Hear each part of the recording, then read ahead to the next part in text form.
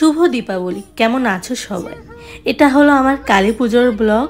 কালী পুজো বলতে আলোর উৎসব। ছোটবেলার কথা মনে পড়ে যায়। কালী পুজোতে সর্বপ্রথম আমি পরেছিলাম এই শাড়িটি এবং মাথা ভর্তি সিঁদুর দিয়ে নিলাম একদম চওড়া করে। সিঁদুর জিনিসটা খুবই বরাবরই ভাল লাগতো, কারণ মাকে দেখতাম ছোটোবেলাতে। তারপর নিজে ভাবতাম যখন আমার বিয়ে হবে তখন একদম মাথা ভর্তি করে আমি সিঁদুর দেব। বনু আর আমি একসাথে রেডি হলাম। ওই যে বললাম না, ছোটোবেলা থেকে আমি আর বোন একসাথে সাজতে অনেক পছন্দ করি। অন্যদিকে আমার জামাইয়ের তো আর সাজতে হয় না, তিনি এমনিতেই সুন্দর। তিনিও রেডি হয়ে গেলেন। এরপর আমরা ঘুরতে বের হয়ে গেলাম পুজো দেখতে। প্রথমত আমরা যাব রমনা কালী মন্দিরে। এরপর চলে আসলাম রমনা কালী মন্দিরে। এখানে এসে দেখি অনেক ভিড়। সুদীপকে বললাম আমাদের হাঁটতে হবে না, আমরা এমনিতেই সামনে চলে যাব। এইটা নিয়ে আমরা দুজনে হাসাহাসি করছি। মন্দিরের ভিতরে চলে আসলাম। এখন মার কাছে যাব, মাকে প্রণাম করব। পুজোতে অন্যরকম আরেকটি আনন্দ হলো অনেক মানুষের ভিড়ে পুজো দেখা। মায়ের দর্শন পেয়ে গেলাম এবং প্রণামও করে নিলাম। আর মাকে অসম্ভব সুন্দর লাগছে। আর এই হলাম আমি আর বনু। এখানে যে একটু ছবি তুলবো, এত মানুষের ভিড়ে ছবিও তুলতে পারছি না ঠিক মতো। সুদেব তো আমাদের দু বোনের কথা শুনে হাসে। আমরা বললাম যে একটু ওয়েট করো, একটু লোকজন কমুক, তারপর আমরা ছবি তুলব। বনু আর আমি একসাথে থাকলে সুদেবকে অনেক জ্বালাই। অন্যদিকে জামাই প্রণাম করছে, ভাবলাম তার ফুটেজটাও আমরা একটু নেই। তারপর চলে আসলাম এখানে প্রসাদ খেতে। নাড়ু বাতাসা, আমি পেলাম একটি সন্দেশ, সুদেবকে সন্দেশটা খাওয়াই দিলাম।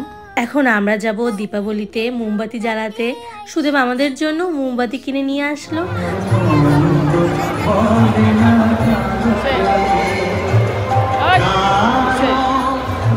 ছোটবেলায় দীপাবলিতে বাবার সাথে বাজারে গিয়ে কতই না মোমবাতি কিনতাম, সারা ঘরে জ্বালাবো। তখনকার দিনের মজাই একদম অন্যরকম ছিল।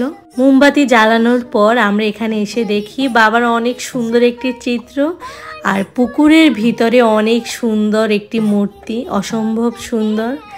অন্যদিকে আমার টিপটি পড়ে গেছে ঘোরাফেরা করতে করতে। সুদেব আমার জন্য ওই ভিতরে মেলা থেকে টিপ কিনে নিয়ে আসলো এবং আমাকে সে টিপটা পরিয়েও দিল। সে বলে টিপ ছাড়া নাকি আমার ভালো লাগে না, একদম খালি খালি লাগে। এর জন্য সে তাড়াতাড়ি টিপ কিনে নিয়ে আসলো। ছোটবেলায় বাবার সাথে মেলাতে আসলেই বেলুন দেখলে বেলুন কিনতে হতো। মেলাতে সালাদ আইটেমও উঠেছিল, আমরা সব কিছু থেকে একটু একটু করে নিলাম। আমি তো খেতে বসে পড়লাম, খাবারটা অনেক মজার ছিল। আর আজকে আমরা বের হয়েছি সন্ধ্যা 7টা-8টার দিকে, আর আমরা বাসায় যাব একদম ভোর রাতের দিকে, কারণ কালী পুজো একদম রাতের বেলায় হয়। পাশেই ছিল সুন্দর মিষ্টির দোকান, আর এখানে মামা জিলাপি বানাচ্ছে। দেখতেছি যে কয় প্যাঁচ দেয়, 2.5 প্যাঁচ না 3 প্যাঁচ।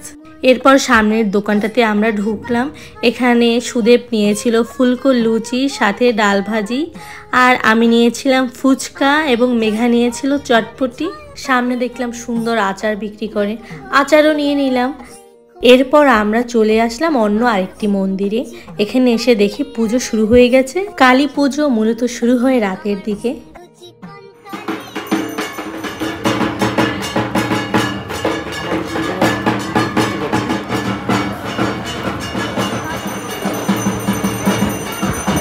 পুজো দেখে বাইরে এসে খেয়ে নিলাম একটি কফি খেয়ে তারপর রওনা দিলাম 3:30টার দিকে। বনু সে শাড়ি পরেছে, সেজন্য সে সুন্দরভাবে হেঁটে আসবে, তার একটি ফুটেজ নিতে হবে।